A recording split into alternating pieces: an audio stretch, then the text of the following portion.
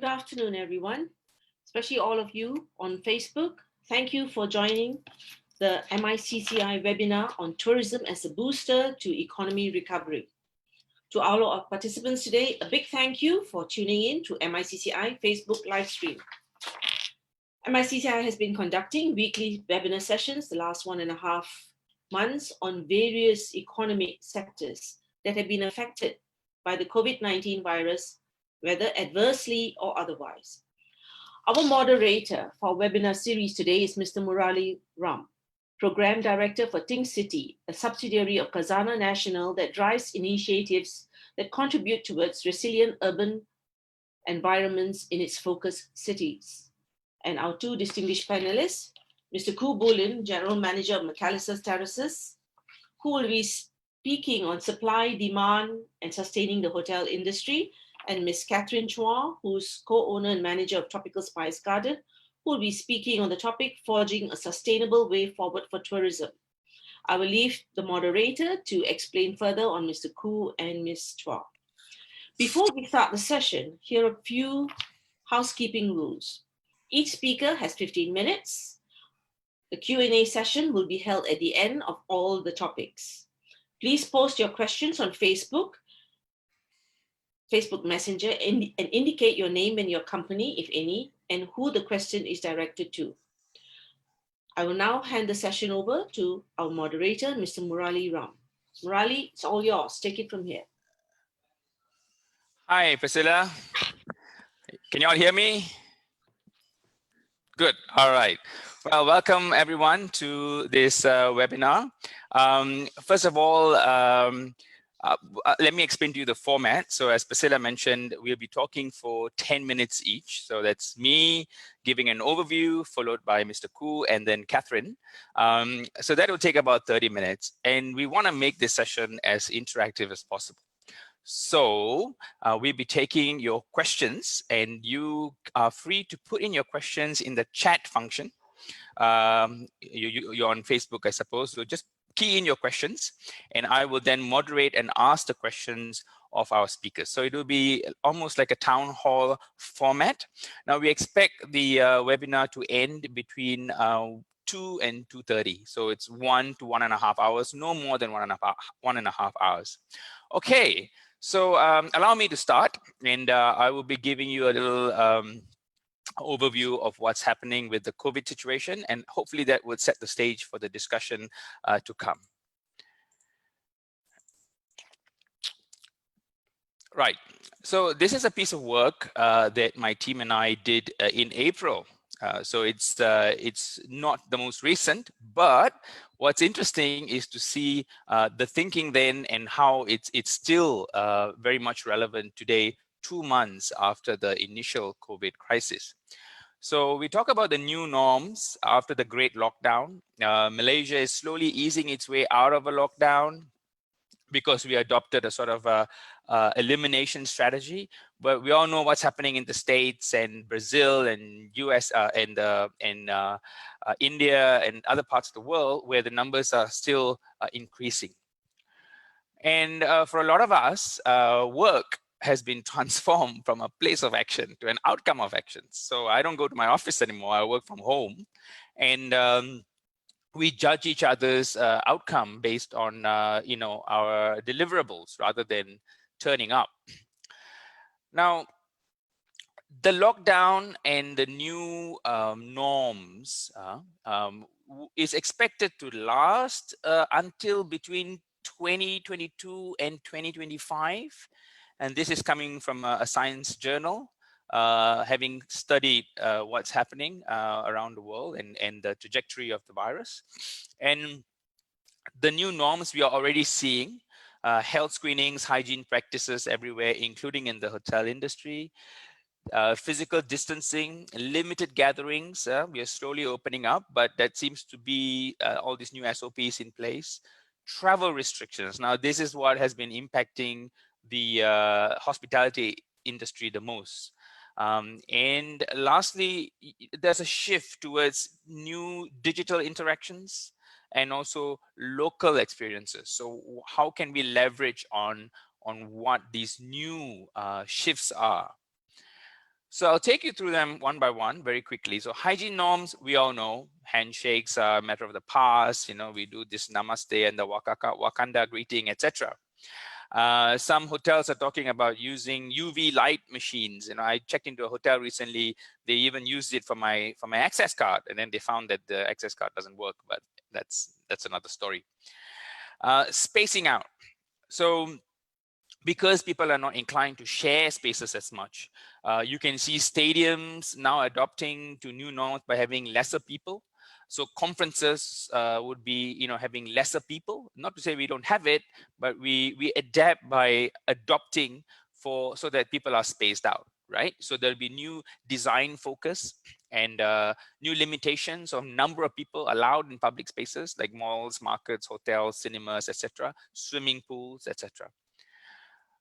Now, this is an interesting concept called de-densification. It's an extension of spacing out, but on a huge macro scale, on a spatial scale, where you find that because proximity to work isn't necessarily the be all and end all, you find that it shifts where we decide to live and where we decide to work from. And you would find because of this, because less people go into the office, there'll be smaller office spaces, there'll be workspaces and shared working spaces mushrooming in different parts of the city or even outside the city.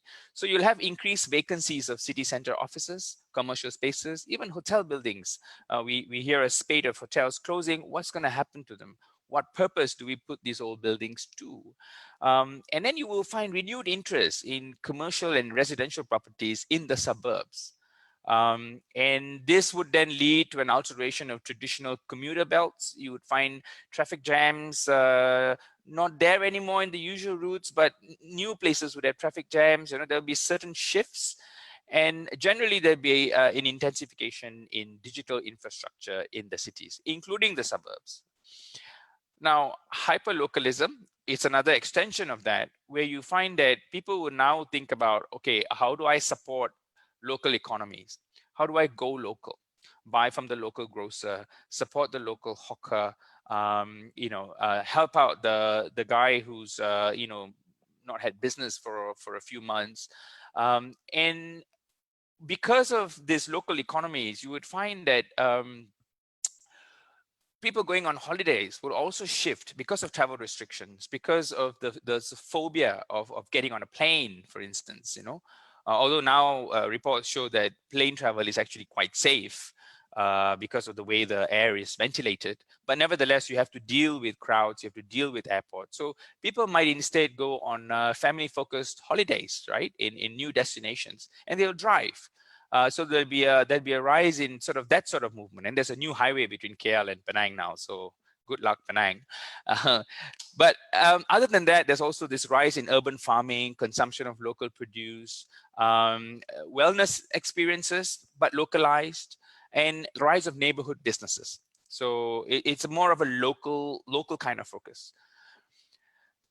Now, the last thing is the rise of new technology and design. So no cash policies, point of sale systems, online video conferences. Now we are all getting used to this, talking on Zoom, etc. And this is going to lead to even conferences being led in a new way, right? There's VR technology coming in. This sort of conferencing technology is improving. They say that 2 years worth of innovation has been basically condensed into 2 months. The take up of new technology in 2 months. People have got so used to using these sort of new platforms. So you'll find that local businesses will be more and more prepped with e-commerce tools, remote work, and then you have online delivery. We all know that, and then facial recognition and smartphones being used for all kinds of purposes. Question mark though, whether travel restrictions, because of travel restrictions, people can actually experience travel through virtual reality. The Habitat Penang did that whole series but it's difficult when you think about how do you monetize this sort of thing. So it's good for sort of publicity and, you know, putting it on a placeholder. I want to go to this place, but at some point you need to monetize these offerings. So we need to think about, especially for the MICE industry, how this would affect the conferences, etc. So potentially there may be growth in small conferences, you know, rather than big conferences, as a result of that spacing out concept that we talked about. So what are the potential futures? So very quickly, number one, there'll be vacant buildings naturally. So they'll be thinking about how do you repurpose these old buildings, right?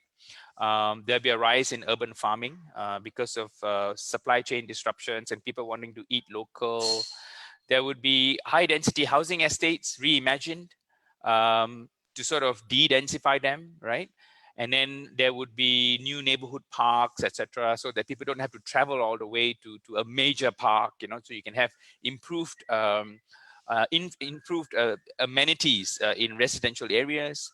Micro mobility tools, so that, you know, you don't want everybody to be driving at the same time. You don't want to pack the buses. So, you know, think about new infrastructure for bicycles, electric bicycles, hybrid bicycles, electric scooters, you know, pathways shaded for people to walk, etc. Redesign office spaces and educational institutions. That's coming, and people are moving away from, even universities are moving away from having classes, and they're now finding that with this they can cater to students all over the world. Smart public transportation that could ply new routes, not just the traditional routes, on demand sort of thing. Alibaba has started doing that in China. And then the whole thinking about scenario planning and innovation for companies, businesses, even government. They need to start thinking about what's the new norm and what's next, and how do we stay relevant and how do we stay in business. Greater investment into smart cities. That's something for governments. A diversification of income streams. So we've all seen this where, you know, every business is going through this. There's a drop in revenue, so we need to think about new income streams using existing talents and existing tools at our disposal, and you know, new means to preserve culture, ecosystems, both natural and you know, economic ecosystems.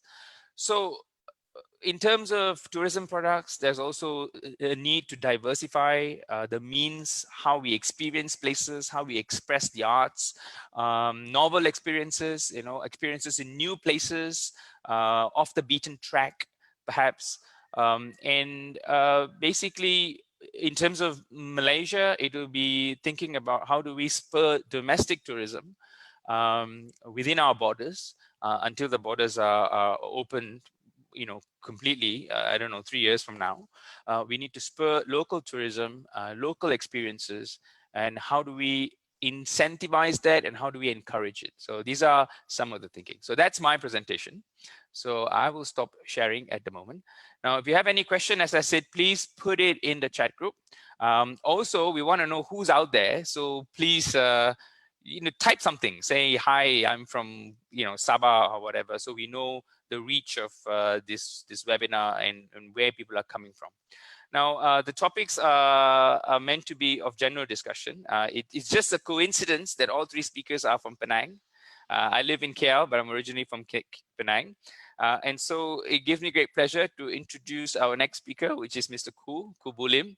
He is the Penang chapter chairman of the Malaysian Association of Hotels, and he's over 20 years of experience in the hospitality industry. He's currently general manager of McAllister Terraces Hotel, serving his third term as Penang chapter chairman of the Malaysian Association of Hotels.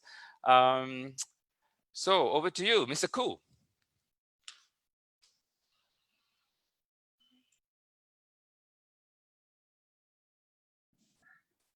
Am I good? All right. Thank you very much, Murali, for a wonderful introduction. Thank you so much to MICCI for inviting me to be one of the speakers and everything. Well, like what you have briefly went through, of course, this pandemic has really caused a big impact on the hospitality industry, especially the hotels. So I will just share some of the slides. The slide will contain a survey that we conducted within the members of the Malaysia Association of Hotels nationwide, the whole Malaysia. But participation is, we got about 400 hotels who managed to cooperate and submit their feedback, on this. So we did manage to get everyone. We in the whole Malaysia, we under MA, we have about 1,000 over members. But this is one of the challenges sometimes when we conduct surveys, is that some organizations do not really take the initiative to participate. When we believe that we really need all these statistics, because the statistics, we can use this to do the planning, and we can also use this to present it to the government when we want to debate on certain things or request from certain help or assistance from them. I'll start with the slides. I'll go on through here.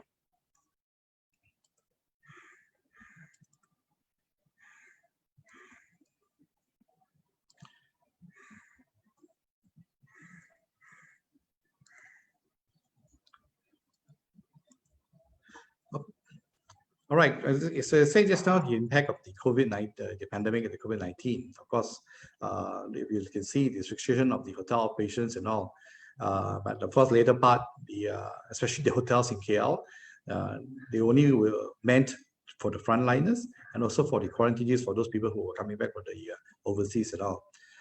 We have, of course, during the MCO, we have the travel restrictions within Malaysia, probably able to get out from there. We have the cancellation of a lot of international airlines. We have also almost all the business activities overseas operations or asked to stop. We had, of course, the many events that was planned to go on, and there was 2020 was a year that we were really looking forward, because there were a lot of events. Either they have been cancelled or they have been deferred to another date in the future. Of course, there was also a total ban on leisure activities. And last but not least, also there was a lot which I did emphasize in some of my talks or some of my interviews with the media about the fake news, which just cause unnecessary fear. As you know, hotels, we have high operational costs. Today, as you can see, that most of the hotels are very labor intensive. So the number one cost, of course, is the labor. Then, of course, the utilities. That's basically, especially the air condition that we use. We have also high operational costs, because I say we have maintenance on things like air conditioner systems, the lifts, the kitchen equipment, even the garden, which is actually the landscaping part and everything, because some of the hotels have fantastic landscape, that they need to maintain and to be beautiful and all. Facilities like the swimming pool, some of the hotels which have spa facilities, and of course, gym and recreational thing. Food and beverage, of course, there's a lot of things. There's the food part where we have all the things that you've been stored in the that have been bought earlier. So you're not mistaken, many hotels suffer a lot of losses because all these things could not has gone to thing has been spoiled. Beverage also, basically there are some beverage, of course, there's longer expiry dates, but there are also the beverage which are shorter expiry, and that has incurred losses to the hotels. All right, so we did a bit of sampling, like I mentioned. It was about 402 participants. About 51% still mentioned that they will still be operating their hotels and everything. I think there was also a lot of news or viral that went viral of hotels closing down and the kind of thing and all. As you can see, permanently closed, what we got, that is only about 7. There are a few. Penang, there's only one that has been declared as permanently closed. But I would say that most of them are all temporarily closed. I mean, they have to, because basically, as I mentioned just now, the high operational cost is the one that they have to think. The businessmen or the owners will have to think how to survive through this particular crisis.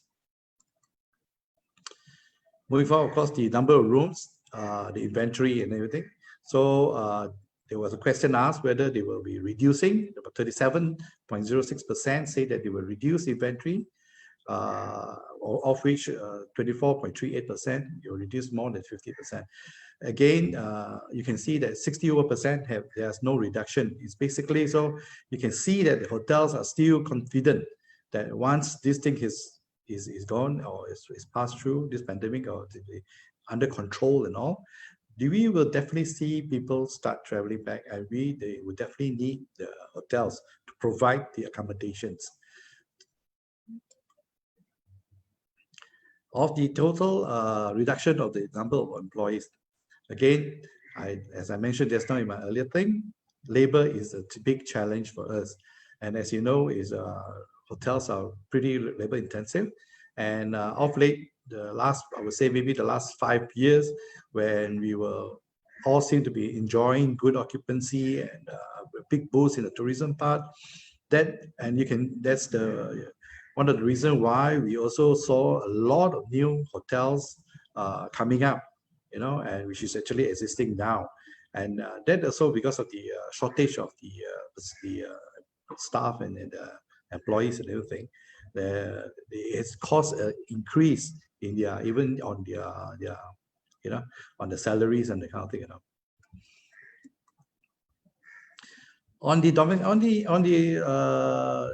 They will look on the ADR, which is actually the average rate and everything. Of course, you're looking at the decrease, definitely, as what we see, the percentage of the travelers was 55%, mostly all domestic, and international is 45%. Now we can, due to the lack of international flights moving, and also the fear of traveling, we definitely see we are going to expect more, and then they're all focused on domestic traveling. And after the release of these, people across where we can move to other states and everything, I think everybody has been seeing a lot of cars, outstation cars moving towards Penang, and also I believe there were also many other places from Malacca, Johor, and even KL, seeing people going over the interstates and everything. So definitely the domestic is the one that we have to focus on, and until where the people get more confident to travel, from the international side.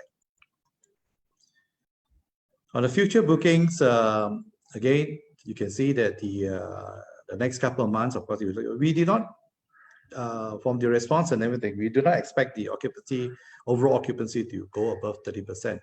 But hopefully, I think it will prove us wrong, and it will help more, because we definitely need the business and the revenue. The hotels need the revenue in order to survive through this crisis.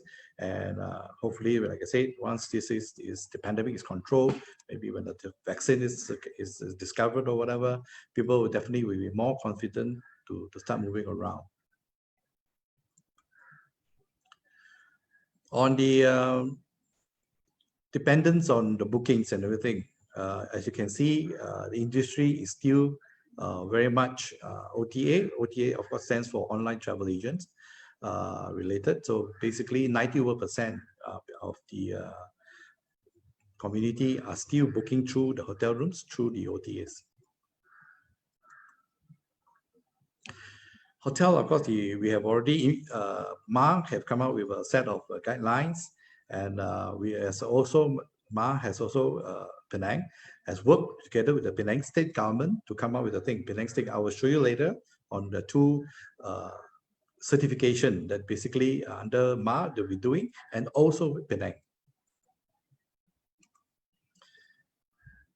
So how to sustain, for the hotels to sustain in this particular market is definitely number one is cost management, right? I mean, they definitely need to see how to manage, right, their overheads, and so that at least they will be able to go. Then, as many of the employees, they have already started to reduce some of the hotels. Some of the people has already, so they need to basically reskill them, maybe to also do a bit more multitask rather than just doing one particular job. They will probably have to see whether they can deploy them to do more than one job, in their subject. Technology, basically, as you can see now, lately there are a lot of products that has come out and has been introduced. and also applications through, it's either whether through the mobile phones, or I think Murali did touch a little bit on the mobile applications on on food ordering and those F&B and the kind of thing and all. There I've seen also the technology on housekeeping now. How do we reduce? How do we check without even physically having the person to go into the room? So these are a lot of things that has been developed, and I think this is a good thing. But of course, this one comes with a little bit of investment. The other thing is, of course, we hope that the government will have control on the STR operators, which is actually the short-term rental, which is mean the Airbnb is one of them. As you can see, during the time, even the MCO, there were cases of report that some people were, of course, very irresponsible, who also still rented out for small little private parties during the MCO. So again, this is something that we need to control. We need to regulate them, right? Of course, I hope also one of the things that we request is the temporary suspension on any new hotel or service apartment projects from the government side. So at least we don't have again another issue of oversupply. We of course need to review on the room rates, including banquet. Currently, I can see that the room rates are pretty low, but because why? It's basically catered more for the domestic industry. But likewise, again, that's why I said they have implemented a lot. I just met up with a hotelier today, this morning, and he was, of course, going through to say they have added many things because they have bought a lot of all these sanitizers and face masks and the kind of thing. All these are costs which is added, but they hope that they can actually sort of include it inside there. But like at this moment, they are not. Hotels need, of course, to come up with a lot of innovative promotions. And what I know is that, of course, there are a lot of the agents and even the airlines have now approached the hotels to discuss, to see what are the things that they can work on together, to boost up this particular business. On the government side, basically, we're also looking towards towards them for some assistance on the budget. That we're also looking to reduce or abolish certain taxes for the hotels. There were also a suggestion voted out to the government for some incentives, right, for both domestic and international travelers. And of course, when we talk about all this, I mentioned just now the trainings and the reskilling programs for those current workers, and also many of the hotel employees that have been retrenched, to support all these things so that we can help them along, and maybe they will come back again in the near future. This is the mentioned just now, the initiative that's been taken by MAH nationwide. We have come up with a clean and safe Malaysia hotel guidelines. As you can see, it consists of six parts, 6 key areas. So I won't go through it basically, but of course you have the general cleaning section overview, we have the guest rooms cleaning section, we have the third party section, we have the employee section, we have the management and documentation, and we also have the guest section. So this one will be cleaner, and they will be, once they go through, they will be certified. And the same thing as also PTECH, they have also came out with, Penang has also come out to proclaim to show that to the whole public, think that we are a safe destination. So there are basically 3 phases that they're doing. Of course, they mitigate the impact, to support and sustain. The phase 2 with the crisis management, and of course the economy recovery. So Penang State Government has also came up with their own COVID-19 compliance accreditation program. A list of hotels have been submitted to them already. So once they comply everything and they are certified, they will get a stamp like this, and they can display it at the hotels. The hotels can also use this for their marketing purpose, to send it out to the travel agents and or to the other to the world, to tell that Penang is safe and we are green. Basically, these are the slides that I wish to share, and back to you, Murali. Thank you, Ku. Wow, that's a lot of information there. A lot of it resonates with what we are experiencing in different industries as well. There are a series of questions here.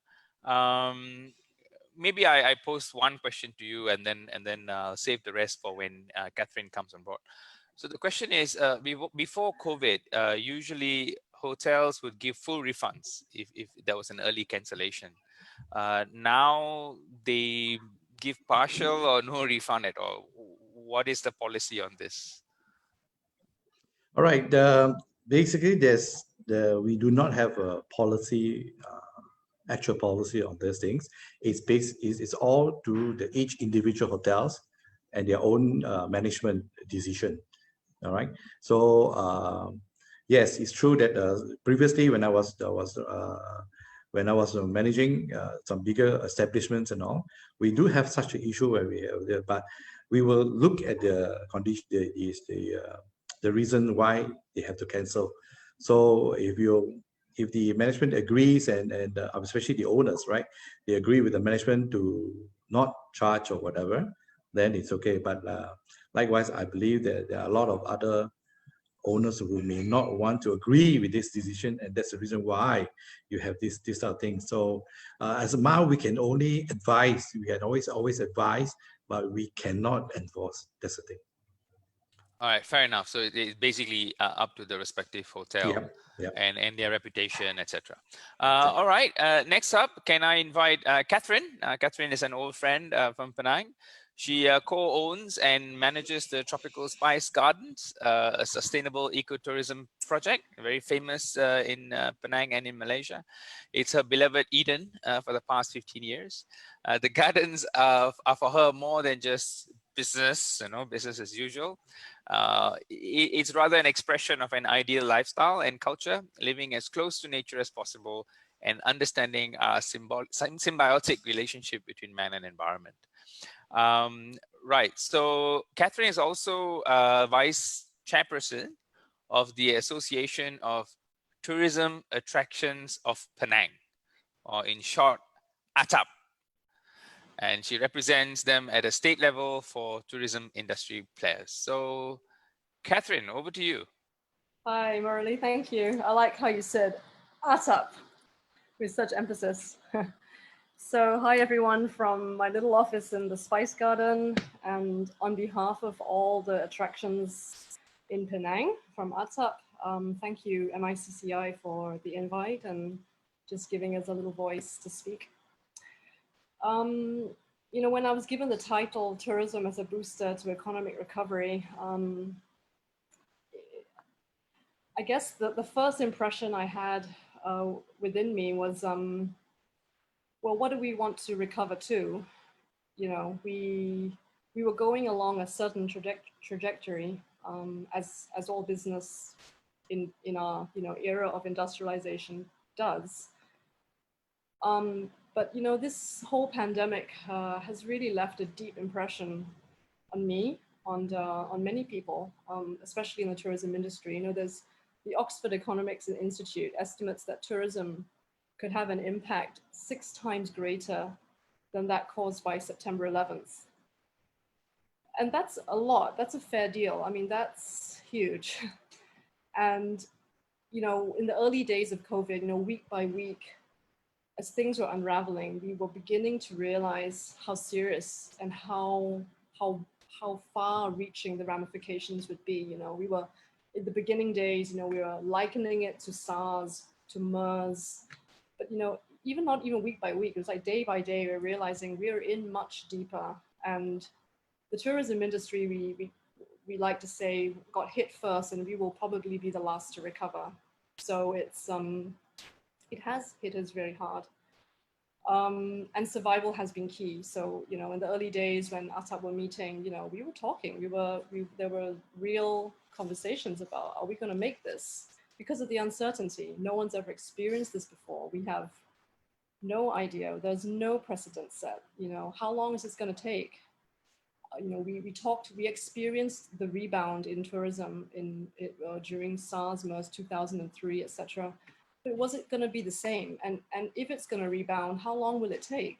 How long can we sustain ourselves when there's no income? A lot of other industries out there kept going, maybe 20%, 30% decrease, but we stopped 100% almost. So it was a really tough time. And I still feel for a lot of us, without the deeper pockets, it is still a matter of survival. And we're really crawling out slowly. So it's not over yet. The fight's not over yet.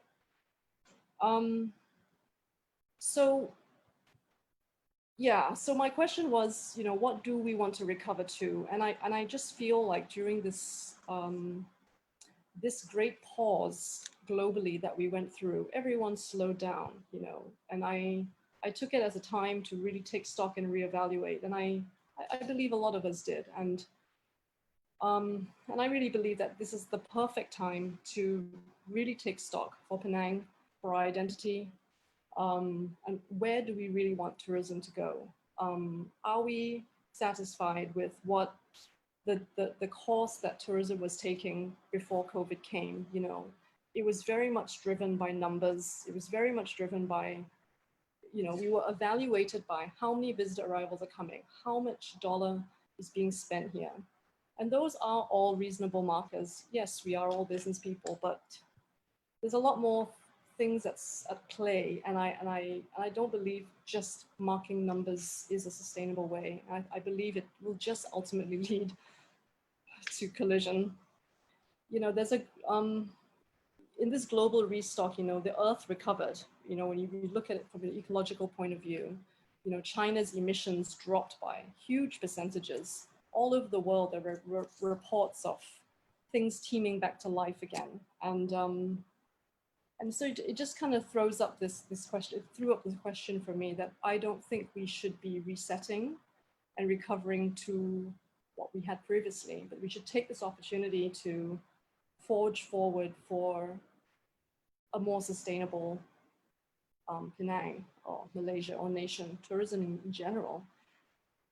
So now's the perfect time. Now's the perfect time when everything's low, everything is like, it's like starting from ground zero. It feels like we're building up from ground zero, and now is the perfect time to start implementing different policies of resilience for climate change, different policies on consumption of our plastic waste, different consumptions on how we use space, capacities in certain spaces. I've always been of the feeling that a city or a destination needs to work first for its people before we can even look at tourism. So if there's unsustainable issues within our own city, for the residents, for the people of Penang, what tourism do we want to talk about? Are our own livelihoods sustainable? These are some of the questions that I've been kind of wrestling with. So in the global pause, our lives dramatically slowed down. And I believe we should be looking now to consider a more thoughtful and slower approach to travel.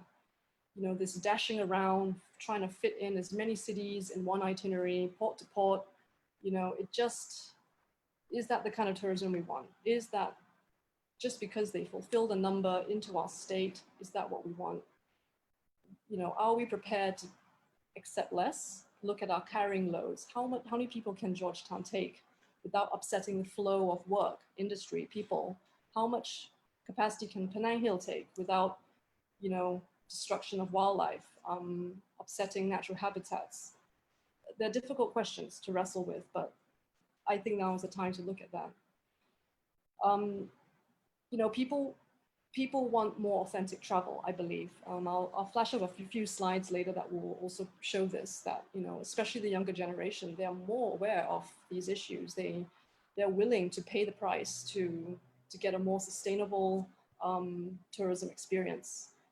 They're willing to forego certain practices, to stay in green hotels, to put back and to investing into, green experiences, farming or whatever, to balance out their carbon footprint. So yeah, are we willing? I mean, I've been asking my question myself. Am I willing to reduce numbers, to scale things down, to become more sustainable, instead of just fighting and chasing the big numbers, And I think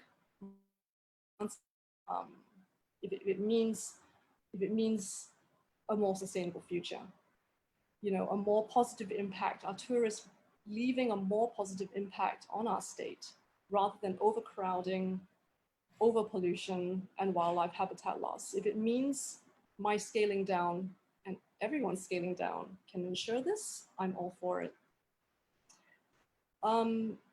And so this idea of moving forward sustainably and redefining tourism moving forward, I mean, I think it's sustainability on many different levels. So you talk about sustainable travel, sustainable ecology, our environment, right? And even like sustainable employers and employment and workforce. So, you know, Murali mentioned earlier that it's about deliverables now rather than people showing up into the office. And I think that's the beautiful thing that's come out of this, that truly is, you know, I mean, I feel like as an employer, I hope that I've become more human through this whole experience. You know, I speak to my staff, we meet, and, you know, we're discussing like, well, how to fit work around family commitments? How do we fit work around, got to feed the kids, we got to, you know, make sure they're getting educated because they're all Zooming on class, and we're suddenly talking to our staff like they're people with real pressing needs of home. And I suppose this is my whole, you know, women's rights kind of stance here, but it's a reality, you know. I mean, women are a huge part of our workforce, and if we don't consider the roles, the multiple roles they're playing at home and trying to fit that all in. And so we were having these conversations, you know, with staff, okay, well, if we can't do this time, let's push it here, let's have it at night, let's, you know, we move things around. And it was absolutely fine. And I felt that there was, just made me more human. So again, this idea of a sustainable workforce, how, you know, that's also so key, right? A happy person is a happy worker. You know, you meet their needs, you speak to them as people, you implement rules, or you implement understanding with your staff rather than just implementing policy. And I obviously I realize this is much easier for a smaller business and much harder for a larger business. But I suppose in saying that, I would say small is beautiful, you know. But there's a book by Schumacher, it talks about small being beautiful, and small is malleable, small is maneuverable, small can make quicker decisions faster. We are flexible, and I think we are more resilient, maybe to some degree, when bad times hit. Only small got no money lah. So in that sense, not so resilient also. So, you know, this, again, wrestling with a lot of things, yeah. So yeah, so I feel this is a perfect time for Penang, for Malaysia, to reimagine our identity. Really, who are we? Who are we as a people? How are we going to market Penang? You know, apart from marketing it as a clean destination, which of course we all are. That's what we've been working on, you know, a lot. You know, from Ma to Atap to with Penang Convention Exhibition Bureau and the business events. I mean, everyone's talking about how do we get clean and how do we restore confidence in travel, right? But apart from that, you know, it's identity. It's really drilling down to who we are. Who do we want to be? Where do we want to go? Do we want to just be any other industrialized Asian city? Do we want to be a Singapore? You know, really? Do we really want that? You know, so, you know, and I really believe we've got to drill down to our histories, our personal histories. Penang, the confluence of our migration that brought the architecture, the foods, the artisanal trades, this, you know, everything, the industry that makes us so unique as a destination. I think we really need to be getting to the core of that and chasing that authentic experience and not just chasing a number. You know, we are a small island and we don't want, well, I don't want to be overrun by a tourism that's not sustainable and that upsets the flow of life for us. So I'll just share my screen now, actually. Just got a couple of things. I'll flash up a definition of, sorry. Okay. Can you see? So what is sustainable tourism? So this definition is by the United Nations World Tourism Organization, and it's also coupled with the National Geographic, and it's kind of just compiled together, a framework for engaging travelers, travel industry at large, Supporting goals that include protecting the environment, addressing climate change, minimizing plastic consumption, and expanding economic development in communities affected by tourism. So these are very overarching, for sure. If I just go down to some statistics, yeah. So I pick out, so the continued growth, so these statistics were picked out from various sources. The continued growth in experiential travel globally, with 60% of respondents valuing experiences over possessions. And then it talks about travelers increasingly disposed to take some responsibility for the environmental impact. 86% say they would be willing to spend more time on activities that offset environmental impact of their stay. Again, figures, social issues and possible travel destinations. 58% chose not to go to a destination if they feel it will negatively impact the people there. 87% of global travelers say they want to travel sustainably. So these are numbers. This is science, right? The numbers are showing that the people, it's a demand. People want this. There is a growing awareness, and I just feel right now, like before COVID hit, the Penang tourism blueprint was drawn up. We need to relook it. I felt that there wasn't enough discussion on looking at it overall. How does the master transport plan fit into this? How does the reclamation projects fit into Penang 2030 of sustainability?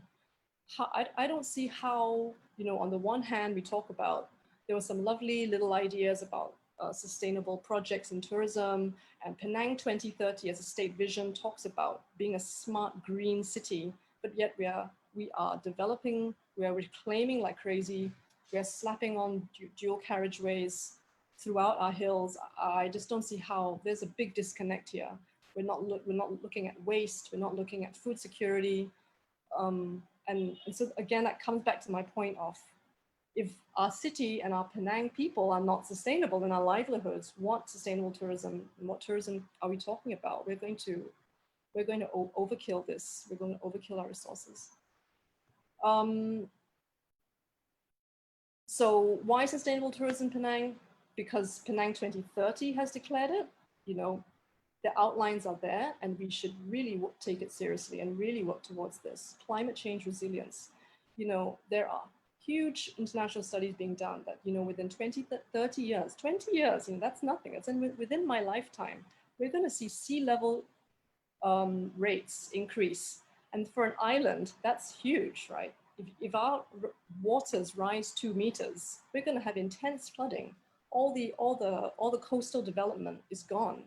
So if we don't start taking climate change resilience seriously, then all policies that we're undertaking now for blueprints, tourism blueprints, has to look at sustainability. It just has to. We cannot ignore this. We cannot ignore this anymore. So, and I believe we will be brand leaders. Apart and aside from altruistic reasons, we can be market leaders in this. We can set Penang ahead of Thailand, ahead of Singapore, ahead of Indonesia, because we've got sustainability programmed into everything we do, in every industry.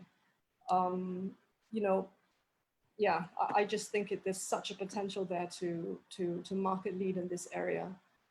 You go to some beautiful places in Thailand, beautiful beaches, and they're just overrun with plastic trash. I mean, it is endless, and it will come to a point where it's just all too much. What are we going to do with all this? The traveler doesn't want this. The local doesn't want this, right? So there's something to think about.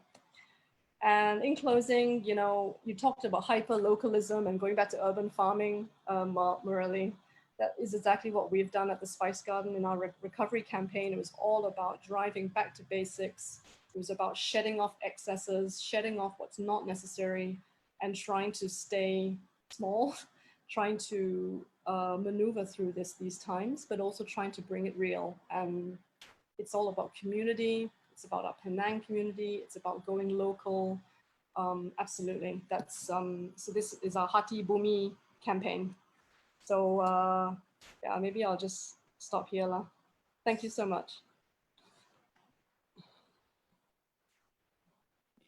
Thank you very much, Catherine. If you can stop sharing your screen. and that would bring all of us back. And you can unmute yourself. You can unmute yourself so that we can also hear you. Right. So this brings us to the roundtable, so to speak. And you both raised very interesting points. I feel I should just take you, Catherine, and put you on the stage and talk to all the ministers and whatnot. You've done my job, right? So yeah.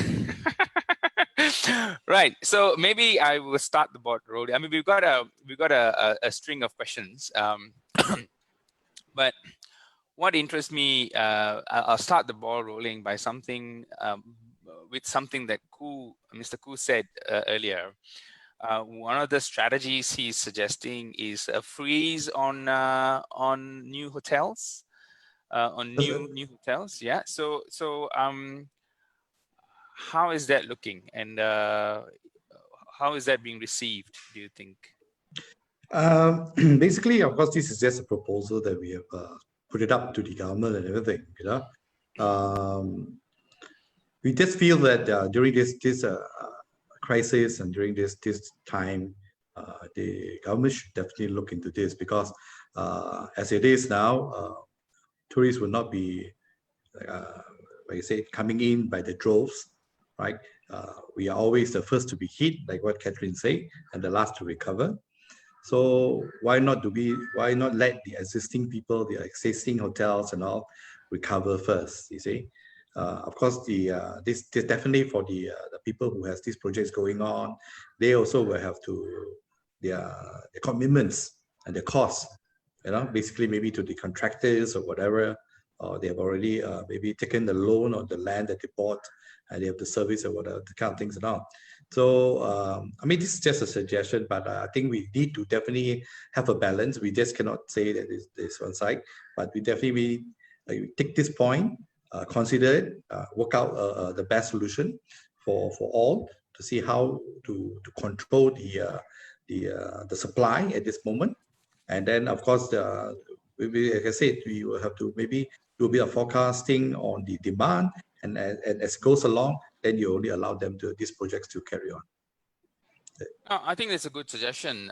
In fact, there was some years ago, there was a problem with too many malls. So in KL, every corner there's a mall.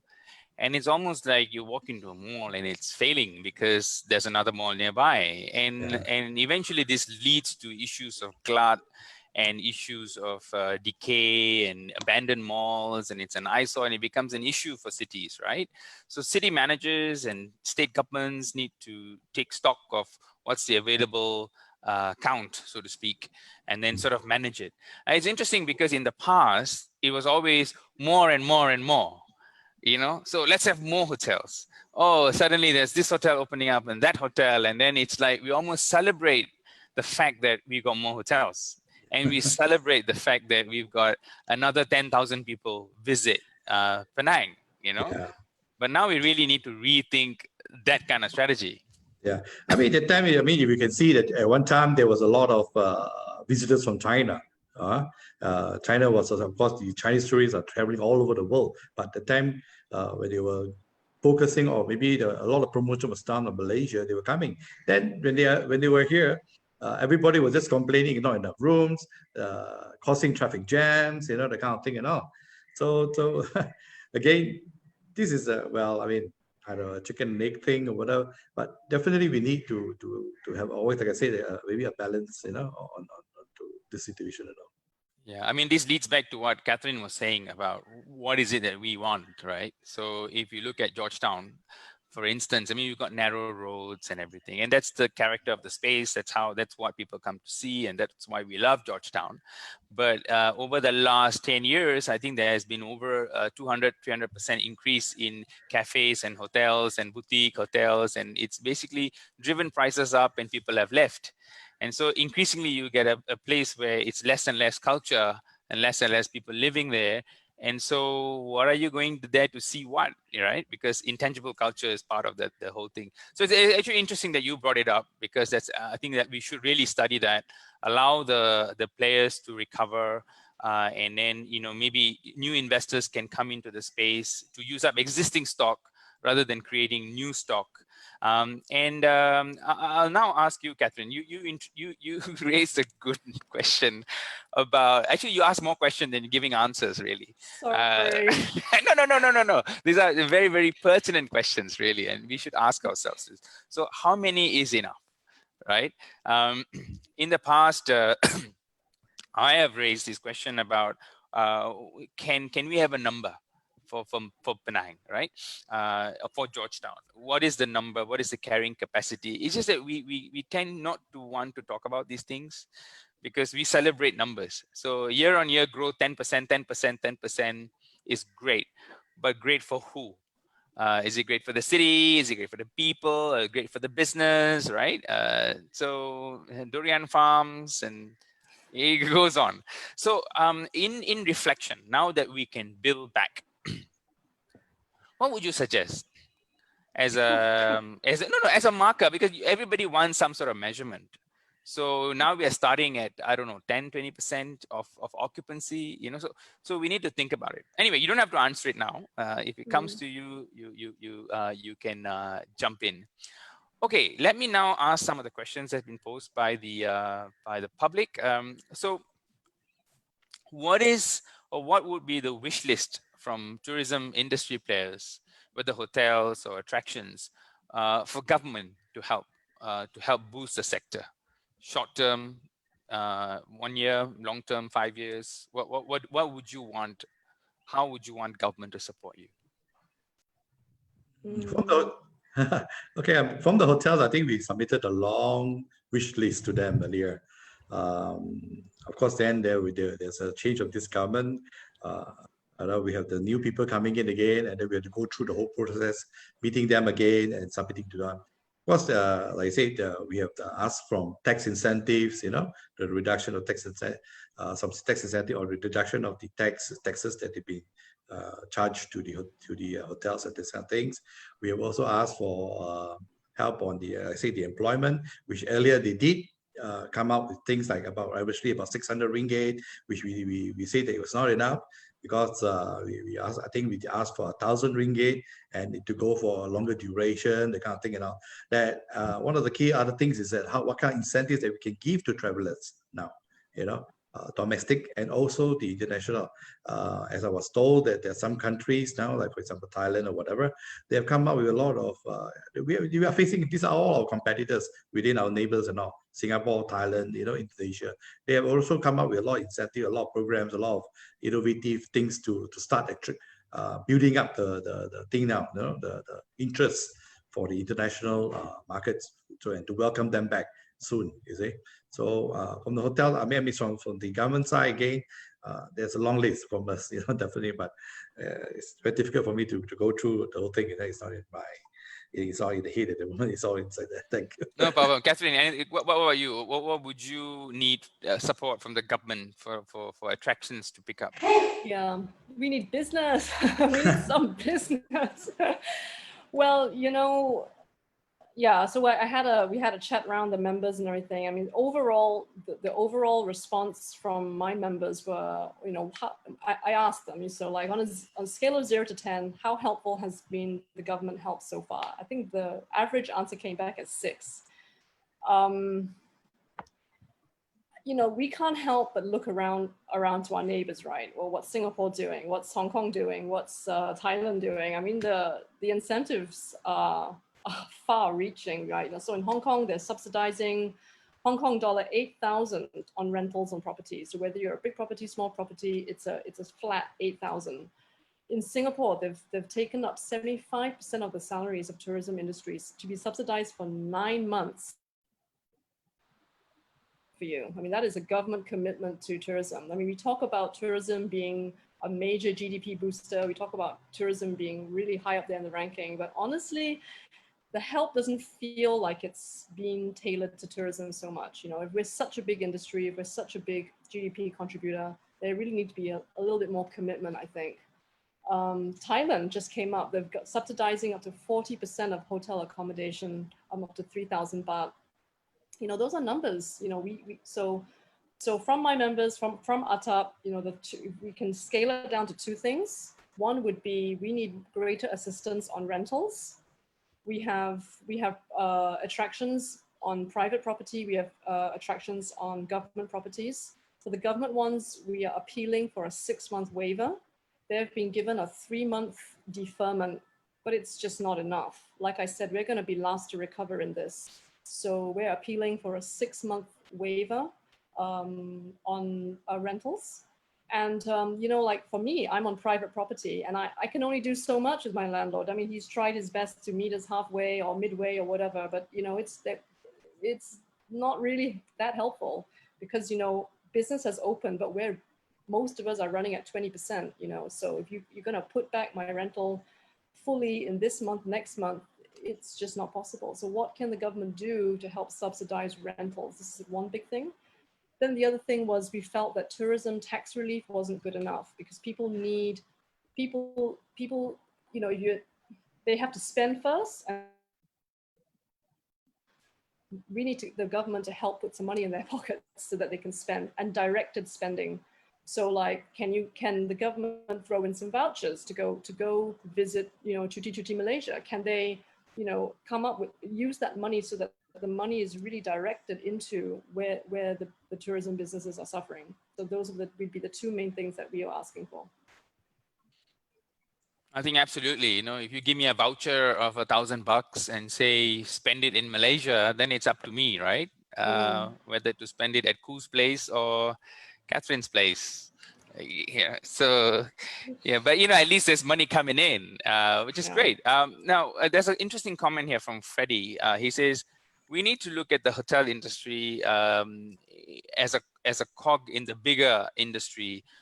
Encompassing airlines, travel agents, transport providers, tour guides, attractions, F&B, etc., to sort of wholly resuscitate the sector.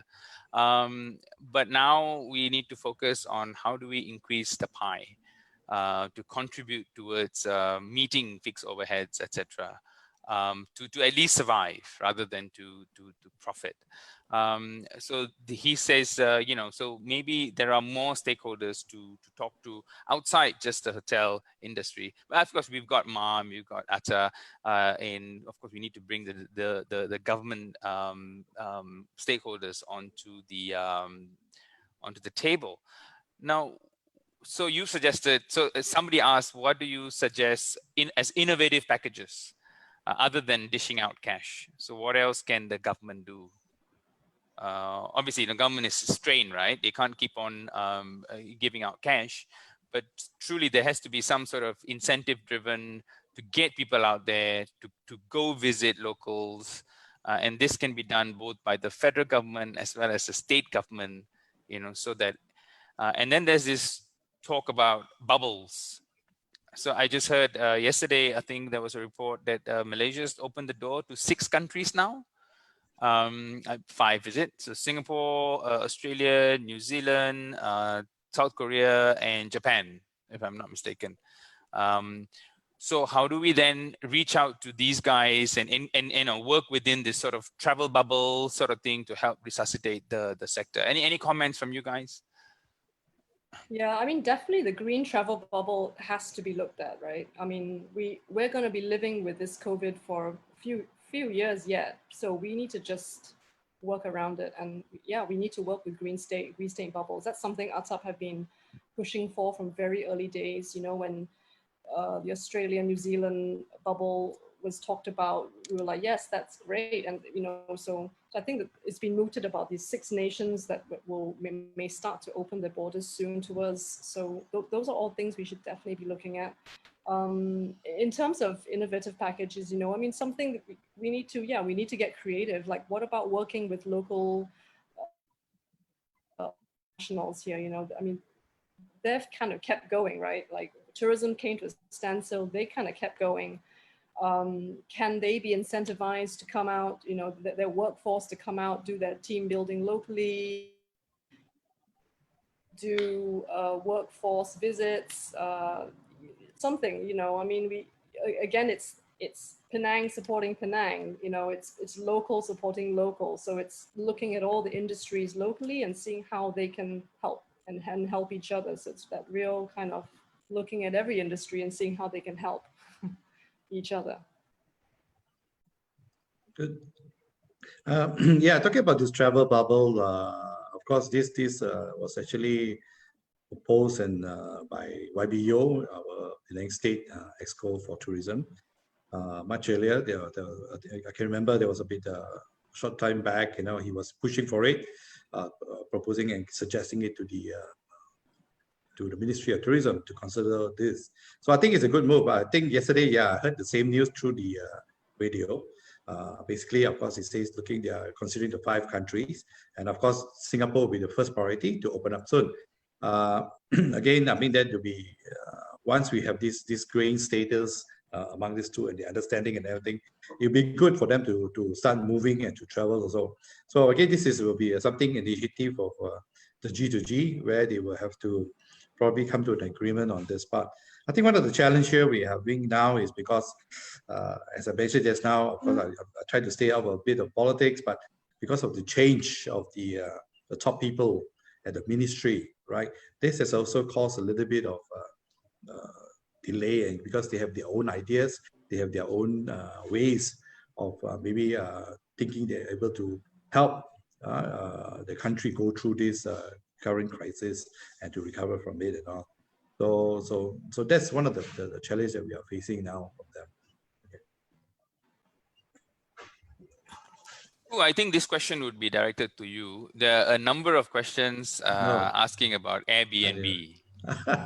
Airbnb. So where does Airbnb sit in all this? And should they be part of, should they also need to comply with PTAC, PTOCH or PTAC regulations or guidelines? And should they be part of the hotel chain chapters, so that there's some level playing field? How do we deal with that? It's an open market, but what do we do? I mean, I've been saying this many times, and I repeated myself and all. We cannot stop all this STR thing. But what we've been talking and discussing with the government was actually to regulate them. Okay, so basically, the Airbnb part and everything, right? If you talk about today, if you're going to open up a hotel, you imagine the kind of process that we go through, the kind of licenses that we have to comply, and the kind of things that we have to pay to the government, and then you got to get them to come to start. So that we go through all the guidelines that have been given by the government to make sure that everything is done correctly, and of course, safety management is the top priority. When it comes to this.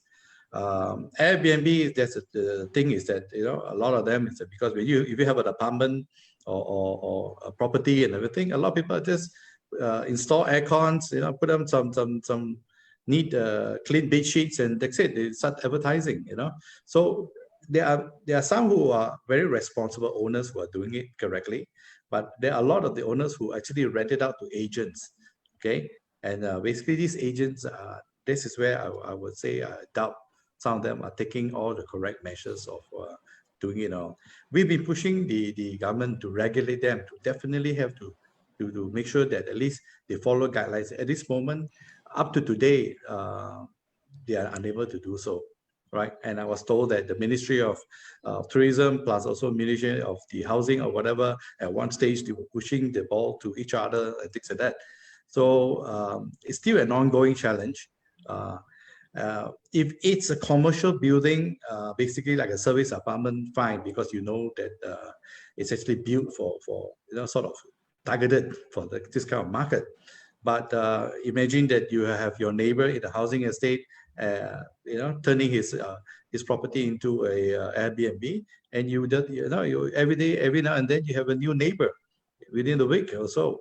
So again, that's the safety part and all.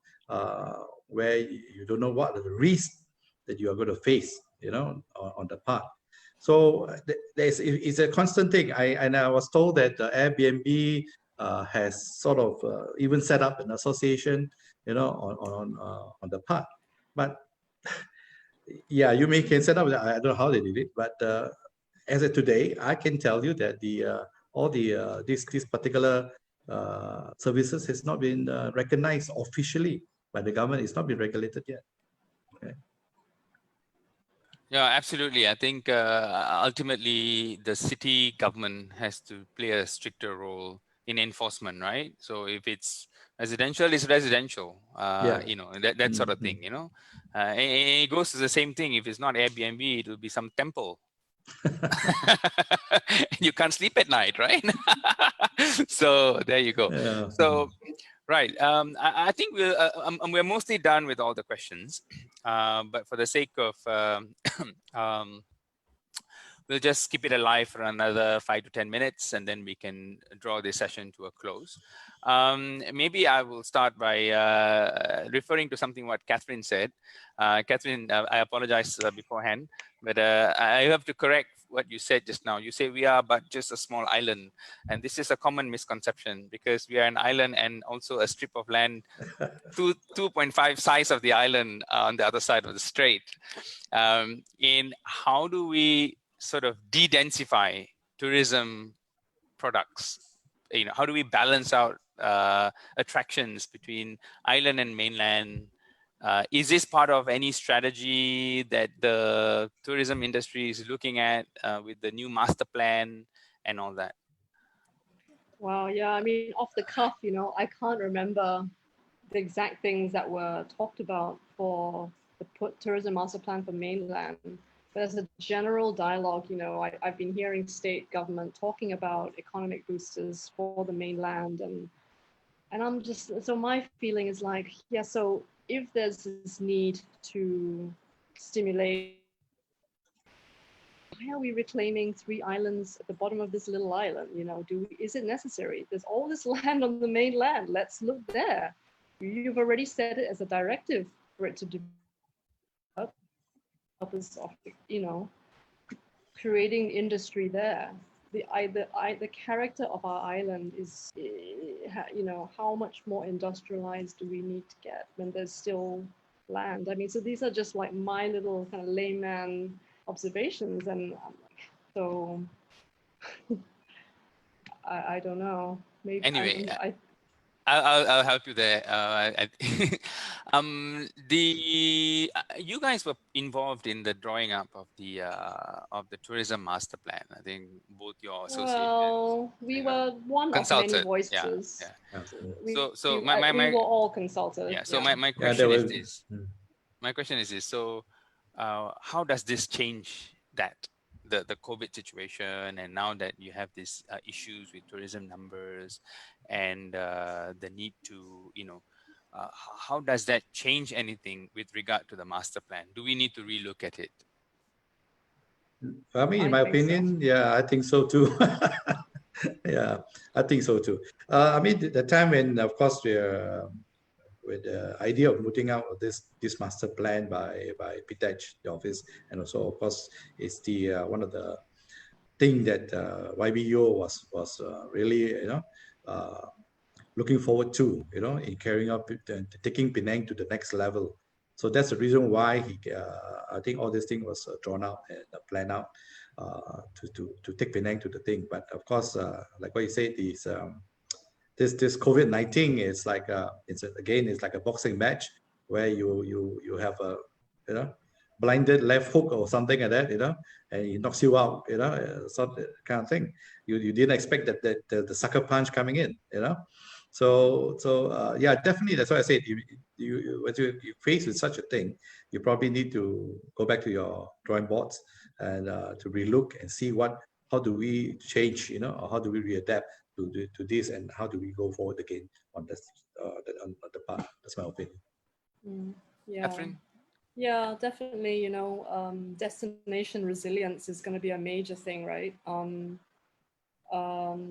what I remember of the tourism plan now, it just felt like there was this overload of projects, so it was this idea of like 150 little micro projects, but it seemed to exist in a bubble on its own. So I mean, you're looking like, wow, wonderful green projects or sustainable project, looking at culture, but then it's like, but we're depleting our fisheries You know, we don't have any more fish to eat.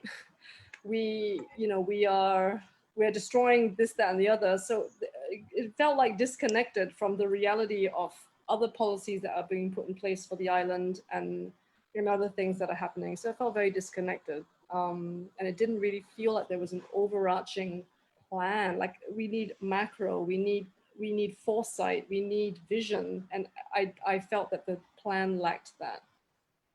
Yeah, I think it goes back to what you started with in terms of chasing numbers. So if the overarching objective is to get more and more people to come to Penang, and then that also means having more and more attractions of different nature, and so it just goes on and on, which is why all this micro. So it's about defining what kind of tourism that we want.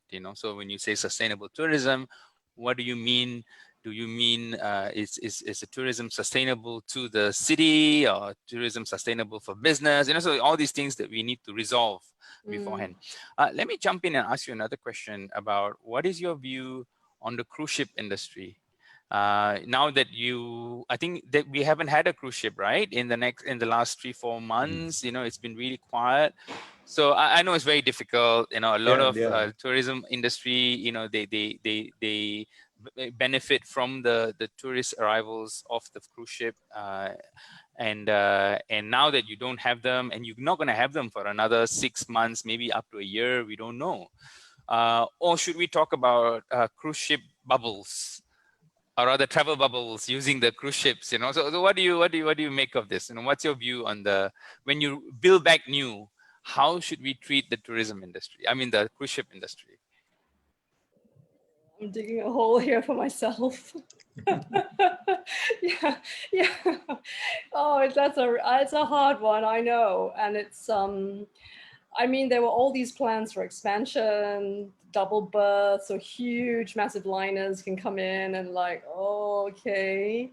Can our infrastructure take it? So you have this amazing terminal, everyone comes out beautifully on the terminal, we've got duty free and everything's great in the terminal. Then you step out onto the streets, it's like, oops, bottleneck, oh, jams can die. I mean, are we ready for it? Is Georgetown ready for this? We don't even have, it's like our public transport doesn't quite, tourists can't get on easily, I think, and it's underutilized. What are we doing to encourage that to happen? So to start, filtering out people without having to jump on a big tour bus, jamming into our small streets, that all needs to be looked at. Our signage, the way we maneuver people, and I mean, we exit people and everything. So can you have a great terminal infrastructure, but can the city infrastructure take it? I question that. And actually, a lot of businesses in Georgetown, do they really benefit from cruises? They walk around. There's a lot of sightseeing. Are they buying? Are they spending? I mean, they get spoiled, right? On the ships there, they have 24-hour food. How many kitchens available to them? Are they interested to come here and sample our local food? I don't think it's really that. I don't really think it's happening. Yeah, I mean, for me, the opinion is that, of course, the cruise ship was kind of a boom, for Penang. Why? Because, right, they found it's the closest port where when you come out, you're already in the city, right? So you got things to do and you can get out instead of like other disaffection board where basically you need a bit of a traveling and the kind of thing and all. Question, of course, what Kat's saying is that yes, for the hotels, we do not benefit anything on the accommodations. They do not stay. There's the passengers, but they do, as I know, they do patronize the outlets, the F&B outlets of the hotels. They do a bit of course, the attractions, certain attractions that have been offered during on board. They do. So I would say the main people who will benefit from this cruise are usually the transport, the transporters, the bus operators, and also the tourist guides, because the tourist guides will be so busy taking them around Penang, telling them, and I'm saying shopping wise and again things like that. I'm not too sure what's the figure. I don't think it's a very big thing. like what they say, they are pampered with all the things on board, but they do buy a little bit here and there, souvenirs and that kind of thing and all. But for me, it's yeah, cruise is important. But if I were to, in my own opinion, if I were to go next first, I would definitely look at the maybe on the I would say the sorry, what is that? The health tourists, maybe on because there are a lot of the patients that we are hospitals are also suffering, not only the hotels, because Penang rely a lot on these international patients and everything. So currently, if the government can do something about that, maybe they can do some kind of a arrangement, special arrangement to help these patients coming back here and all for their treatments and everything. That would definitely help the hospital to survive through this crisis too. Yeah, that's a very good statement, Koo, because I think there have been reports that the Penang hospitals are also pretty badly hit. And that's primarily because they've marketed it in such a way that their patients are predominantly Indonesians or, from foreigners, basically. So much so that now's a good time if you want to have a surgery. No need to queue, is it? No need to queue, so perfect time to get my appendix removed, So yeah, but I was talking to a doctor friend in Subang Jaya Medical Center, and he says, you know what, thank God we didn't go into that business, because we are like 95% local and we're not affected at all, because in fact we are very busy because the local governments are local hospitals are turning people away because of COVID, so they come to us. But in Penang, it's the other story. So it comes back to the bigger picture, right? How many percent are we in existence for tourists or locals, or where's the magic number, and how do we keep a balance so that if something like this happens again, we won't be in such a tight spot. So yeah, all interesting questions. I think I'm going to draw this to a close. I've already addressed all the questions that have been posted. Any last words from either of you? Catherine, you can start first, and then Mr. Koo can close it. No, I think I've said all I've said. Just hope for the best for everyone, and yeah. Thanks so much for having us. Mr. Koo? Yeah, I mean, just on to say, of course, like I hope that we will carry on maintaining the Penang and also Malaysia as a green state and country. I definitely look forward to see welcoming back all the international tourists. Thing has to start moving back again. Definitely we have to get. I don't like, again, I say I always use this word. I never like the word new normal. I like just the word normal. No, nothing new. Maybe it may be blaming on my age or whatever. I'm an old guy, old-fashioned style or what. But yeah, let's get back to be normal. And that's it. Where we can have a little bit of fun at the end in the evening too. Yes. So I think ultimately maybe it's something between the new normal and the normal, then everybody is happy, so Catherine can be happy, and the local guy can be happy. People be happy to live in Penang. I was just going to sum up by saying I think the big thoughts from today's dialogue is we need to target our tourism arrivals so that we get the big spend. You mentioned about cruise ships and they're buying souvenirs and all that. Is that what we really want? Right? And then what kind of tourists do you want? They can more high value tourism, people who are able to spend in a variety of locations, right? And people who are willing to stay for a longer time. And naturally, in the first instance, we need to look at the green bubble sort of markets to slowly build back to what Koo would say normal. Right, thank you very much, everyone. And now let me invite the Penang's very own Storm, Priscilla. Hi, Murali. Can you hear me? Okay, great. Thank you, Murali, as our moderator. Thank you, Mr. Koo. Thank you, Kat. It was very interesting. Good take on tourism. And well, most of the points you brought in, yes, I think it covers most parts of Malaysia, although some of it, like medical, was concentrated more in Penang, because after all, Penang is a huge income earner on medical tourism for the country. So for all you Facebook fans out there, thank you for participating. It was a very good afternoon, very good engagement session with all my moderator and my speakers. Our next webinar session will be on international schools, the new norm. Sorry, cool, but everybody's talking about the new norm. For me, the new norm is the robots are taking over. Okay.